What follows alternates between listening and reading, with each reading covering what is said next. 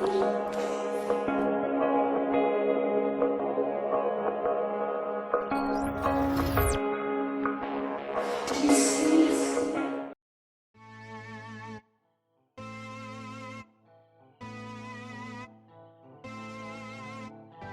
guys, welcome to DanQ8000's Top 10 Games of 2012, where I showcase my favorite picks for this year's releases in 2012.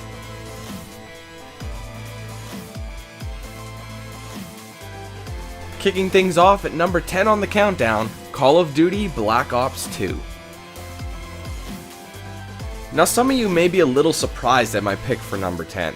I have said in the past that Call of Duty games have become old, stale, and just plain boring. The difference with those games and Call of Duty Black Ops 2 is the amount of new and fresh ideas that are in its content. From the brand new campaign that shows really interesting contrasts from past and present realities, the fact that they added completely new gameplay elements that I thought were really cool, such as the ability to ride a horse in the game and fire from that horse, having a much longer campaign that we're normally used to in Call of Duty games. It just made the whole single player experience alone was enough to give me a satisfying experience.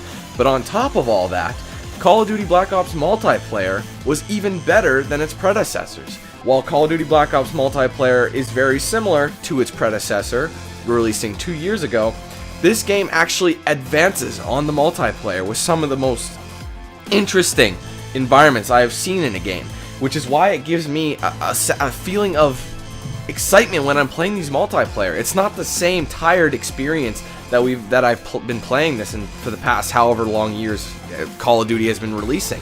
So I think that one of the best moments, or one of the best experiences of Call of Duty Black Ops 2 is definitely the environment.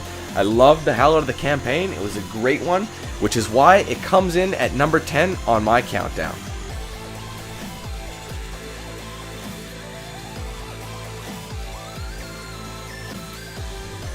Coming in at number 9 on the countdown, Max Payne 3.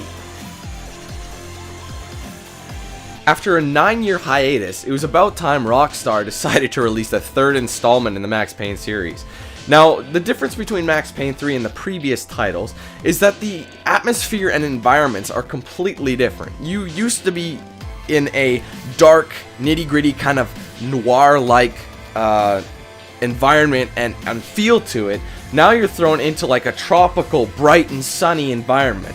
The thing that makes it interesting is that these environments kind of blend together and you're still given a dark kind of sinister feel just because of what Max Payne as a character is going through, which makes the single player story extremely entertaining and really unique comparatively to other Max Payne titles, which is why I really enjoyed this year. Now the thing is, it still has its classic gameplay with the bullet time and the bullet dodging, which really obviously needs to be an addition in any Max Payne title. But aside from that, the story being incredibly long, 8 to 10 hour campaign if I'm not mistaken, I think actually it was 10 to 12 hours, being a really good story with a great soundtrack. I thought it was a really solid thing. It made you feel when you were in the moment, and not to mention a surprisingly good multiplayer mode that you wouldn't never suspect, but it's a really solid multiplayer mode with level ups and a variety of game types and maps, and really entertaining. So that's why Max Payne 3 makes number 9 on my countdown.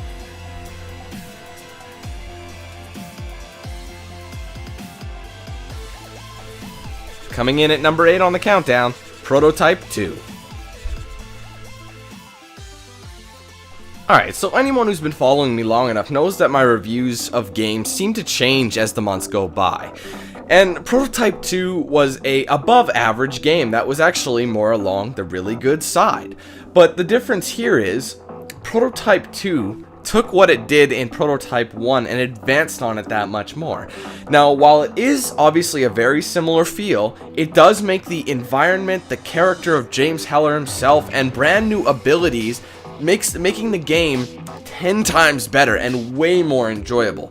Like, besides the entertaining gameplay and the longevity of the game, you have a really cool character progression with upgradable abilities and feats you can find throughout the city by doing these side missions. Not to mention a really captivating storyline, and I use those words literally. It was very, very captivating. And I had a lot of fun with Prototype 2.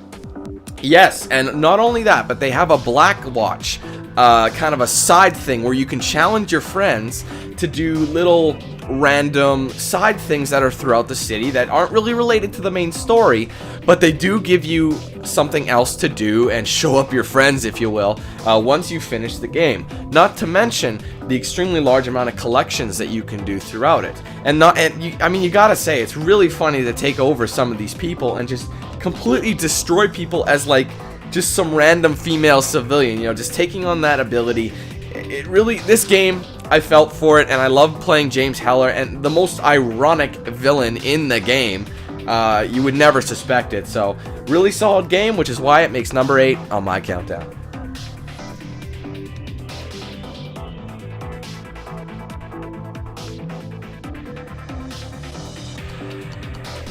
Coming in at number 7 on my countdown, Sleeping Dogs. Okay, it's no surprise to anyone that Sleeping Dogs made my top 10 countdown. I just had a blast with the game.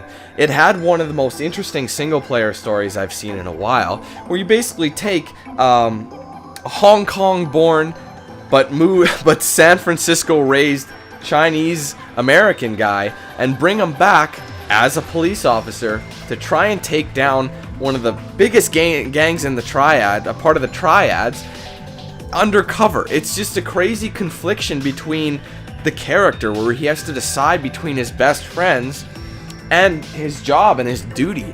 It's really cool how he kind of slips in and out. You know, you're not sure what he's actually gonna do, if he's gonna be, stick with the police, or if he's gonna stick with the gangs and basically turn his back on the force. It's a really cool idea, and I thought it was well played out. Not to mention, Sleeping Dogs has one of the most amazing combat systems I have ever seen. In terms of melee combat, this game, bar none, probably the best in terms of melee combat in an open world game. Just there's a huge variety of moves with realistic combat. It's like you're watching a Bruce Lee movie as you're just kicking everyone's ass in the area. These random thugs or these crazy bosses. With, like, one of my favorite aspects of that combat system is the environmental kills, where depending where you are, you can grab a guy and hell, you could throw him into onto a swordfish, you could throw him in the water, you can throw him and put his head in a car door. Just the environmental kills alone were so cool. And not just that, another amazing thing was the chase scenes. The chase scenes seemed real, whether you were driving the vehicle or you were just in a passenger seat gunning down your enemies. It was just the crazy intense music. It was like I was watching an amazing action flick. It was just so cool to play that.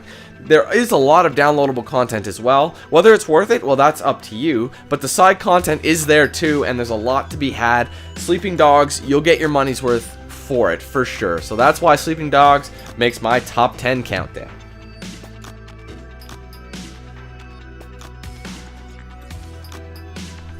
Coming in at number 6 on the countdown, Borderlands 2.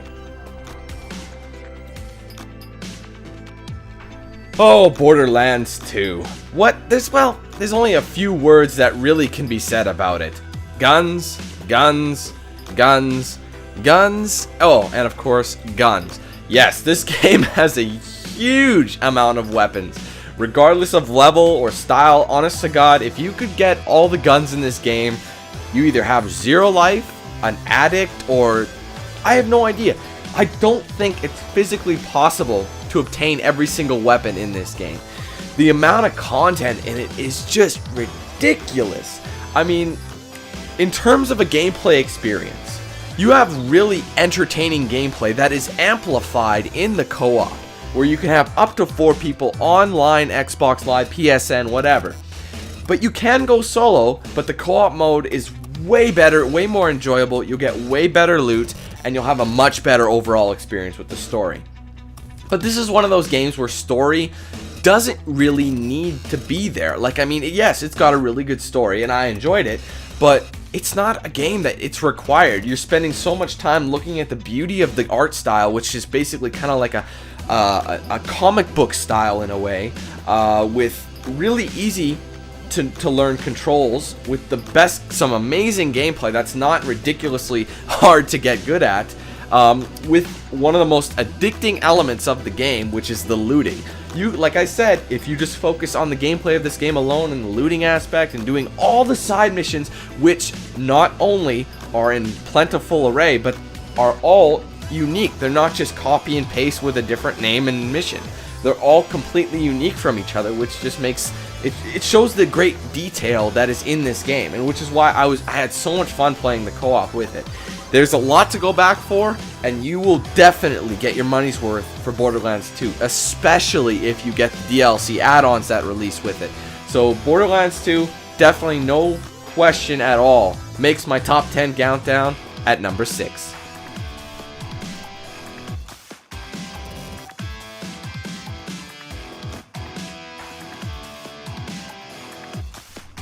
Coming in at number 5 on my countdown, Dishonored.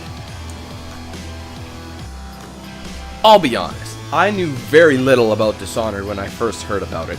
I barely looked at any sort of gameplay or screenshot. Yes, I watched the trailer, but I didn't really know what was to come. I knew that it was going to be a stealth action game, and that was it. I basically went in kind of blind, not knowing what I was going to be experiencing. One of the first things I noticed upon playing Dishonored was the really cool looking art style. While it's not all realistic looking, you don't need a realistic art style like Borderlands proved. It had such a nice gameplay art style. It was like you were like playing with as an artist was drawing you this beautiful resolution. I know it sounds a little over the top, but that's the case, and you'll know what I mean when you play it. But that's nothing compared to what the game gives you. The game gives you a really awesome storyline, a very unique one. Basically, you're fueled by revenge, and the whole lust for revenge and getting back at these people just fuels you as the gamer to complete mission after mission.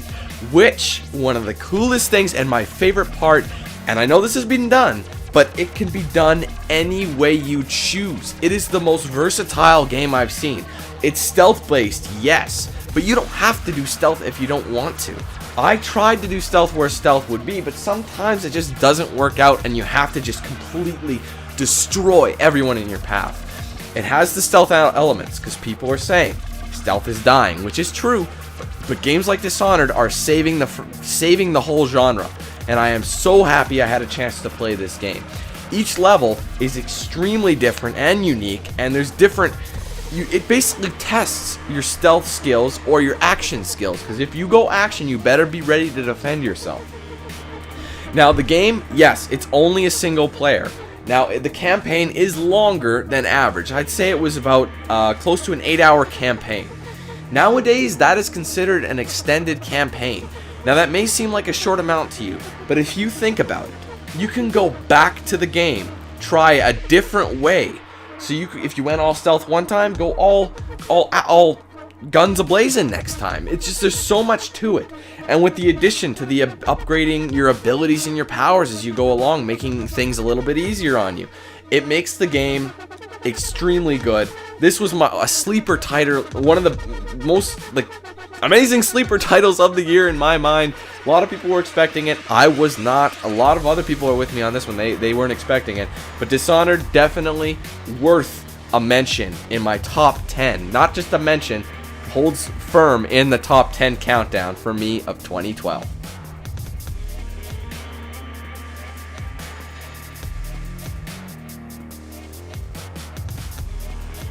Coming in at number 4 on my countdown, Mass Effect 3. Okay, so I can mention this time and time again. No matter how long I say it, this will always be true. The Mass Effect series is probably my favorite franchises in all of video games. Ever since the first title, I've been just hooked on the entire series, wanting to play it over and over again, waiting with anticipation for the next release. Mass Effect 3, knowing that this was going to be the wrap-up in the Mass Effect franchise, well, I set high hopes for the game. I definitely did. Now, Mass Effect 3 is different than its predecessors for a lot of reasons.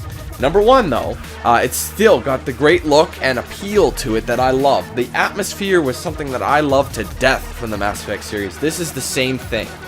You have your very interactive story where you choose what you want to do, how this outcome is, who you make good relationships with, who you take with you, who you romance. Yes, the romancing is back with a very larger array to meet the needs of all people and all gamers. But not just that, the campaign is also long, of course, with replay value. And one of the things I liked too was some of the annoyances in past Mass Effect games. Like, for example, Mass Effect 2 had a very irritating galaxy exploration when you had to mine minerals. They basically wiped that out and took what you needed. You mined something, you looked for it, and you kind of have a Reaper minigame. I actually thought that was a lot of fun. Hard to explain, better if you watch it. But the main thing here is the story. I mean, throughout the game, the story was what I was playing for. You know, finally finishing this up, one of the best epic, like, I don't know if you would call it a space opera, but you'd call it, in the sci-fi genre, one of the best action RPGs I've played. Now, despite the controversy of the endings, BioWare did the good thing and remade an ending so that people could get more closure. Now, while people were still upset over this ending, and despite all the controversy, I was satisfied with the way I left things, with how things are gonna be. Despite sacrifices and necessary, you know, destruction of who you love, what you love, etc., this was a must-do. And honestly, I did enjoy the game, including the new ending, and I have closure, and I am happy with this franchise. So Mass Effect 3, no question here, comes in at number 4 on my countdown.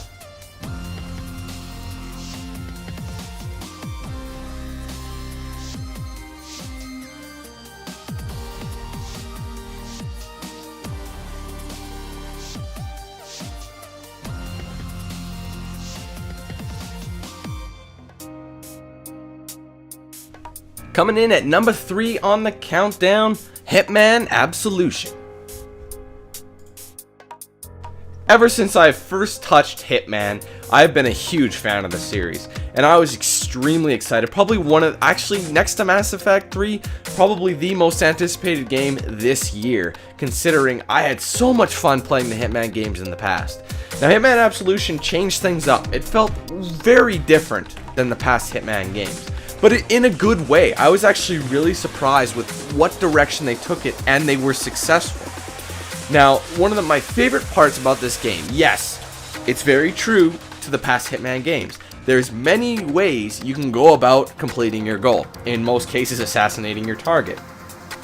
But what was different about this Hitman is it actually followed a storyline. It wasn't like the previous games where this is your target, this is why you're killing him. This actually followed a complete storyline with little small missions that kind of have decision making and, you know, things of that nature, where you're basically really feeling with Agent 47. He's no longer an agent, you know, he's got feelings, you know, he's definitely like expressing them in this game, and it's completely different to see it, and it makes you really think about him as a person and not just an assassin. And one of the, you know, back to the gameplay though. Obviously, I love the kills. I love the ways you can kill them. They're so unique. The accident kills are still my favorite thing about the game. And, you know, because there's so much variety and so many different ways to go about your goal, it has great replay value. And the thing is, even if you don't, you're having a long campaign, anywhere from 10 to 12 hours, depending on how much time you take in each mission. But you can go back and unlock different things to help you in the missions ahead. But it may be a little different, but it definitely knocks it out of the park, and definitely one of my favorite games of the year for sure. I was so happy to have played this game. The fact that they included a real storyline, excuse me, with the addition of all these advances in the gameplay and the styles, yet ringing true to the ways you can go about getting your stealth, silent assassin rating, you know, being stealth. I'm so happy because 2012 is really making stealth come back as a genre and doing it well. So upon all that, you still have a realistic feel and the realistic game mechanics which they improved in the game. So from the great story to the amazing ways you complete your goals with the amount, Hitman Absolution definitely in my top 3 of my favorite games of 2012.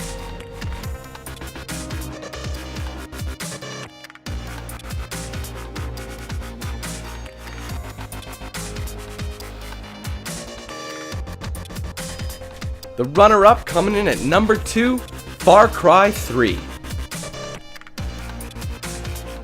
So anyone who's played any of the Far Cry games in the franchise will know that the Far Cry games do not follow a specific storyline. Each game is a completely new experience with new characters, environments, and so on. Now, I went in not really knowing what to expect. I heard all the hype about Far Cry, it won this and that award at E3, but I never really saw too much about the game itself, so I like to keep things fresh for me. Now, Far Cry 3, it got me from the moment I started playing it. Why? I love environments. I look at environments in a game and I think that it shows how much effort the game developers are putting into games nowadays. And this environment feels so awesome. The fact that you're on this island, this tropical island that seems like it was mapped and like rooted exactly off of a real island, the whole realistic environment of it. The fact that you have so much to explore. The whole survival and hunting element of the game was something that I loved to death. Like hunting a tiger, or being on the chase by a tiger and having to survive, defend yourself, using herbs you find in the jungle to create different potions and syringes that will help you in your performance and heal you and that sort of thing. The whole driving mechanic, the ability to get different weapons, which include anywhere from jeeps to crappy old cars to hang gliders to boats to dinghies to Sea-Doos. There's just so much to do on this island. It felt like this open world game expanded on the whole open world genre and made it 10 times better than we're used to. So the environment alone got me as it was.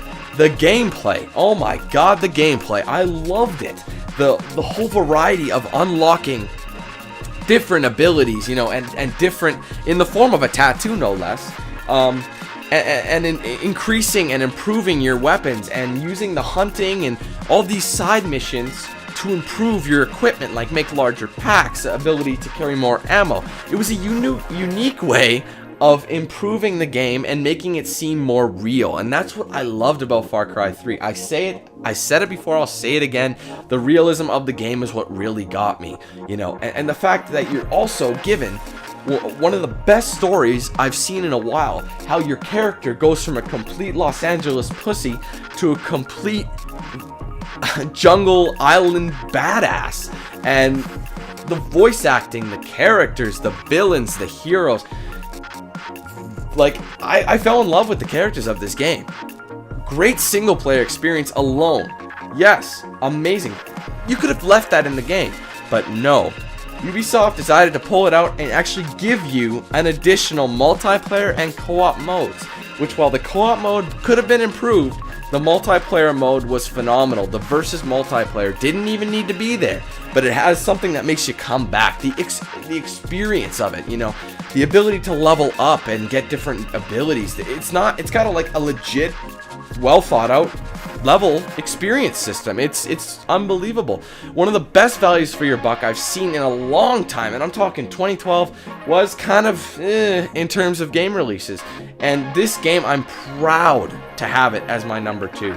But you know what? This would have been Game of the Year, but a few factors made me change my mind, and you know what? We'll find out in just a second. But Far Cry 3, number 2, the runner-up in my top 10 games of 2012.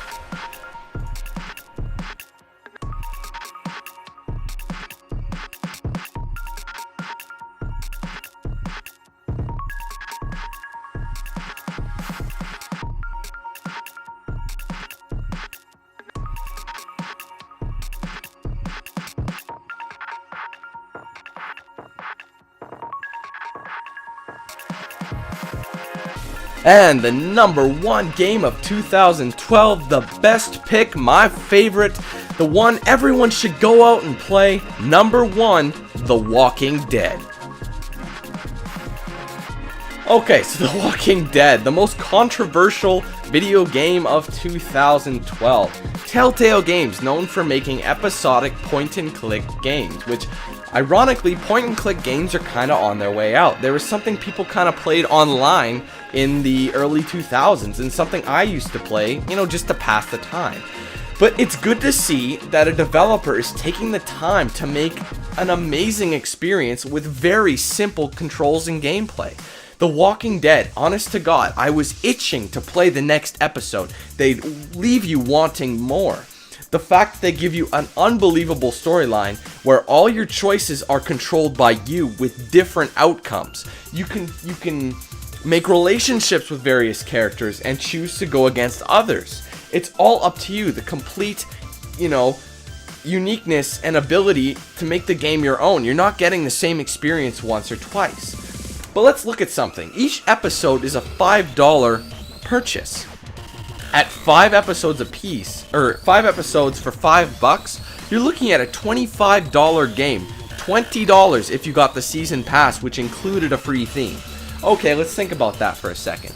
Each episode is approximately 2 to 3 hours in length. Now you're looking at a 10 to 12 hour story with an amazingly unbelievable feel and unbelievable storyline. Like the emotion in this game, it makes you really feel like you're there. You're actually experiencing this survival horror atmosphere, how brutal it is. But the relationships and camaraderie you develop is also just as unique to experience.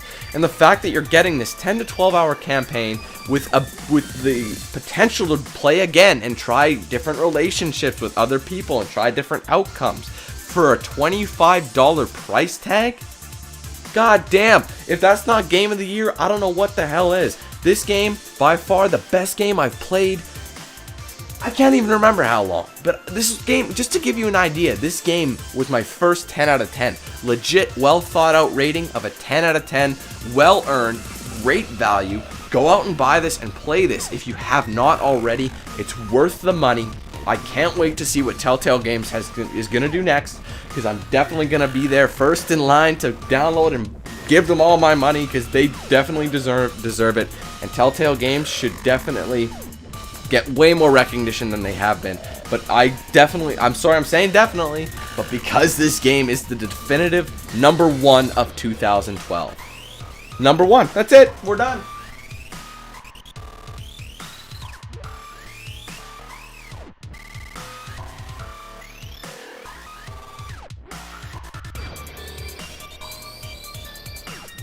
Alright guys, so that wraps up my top 10 best games of 2012 countdown.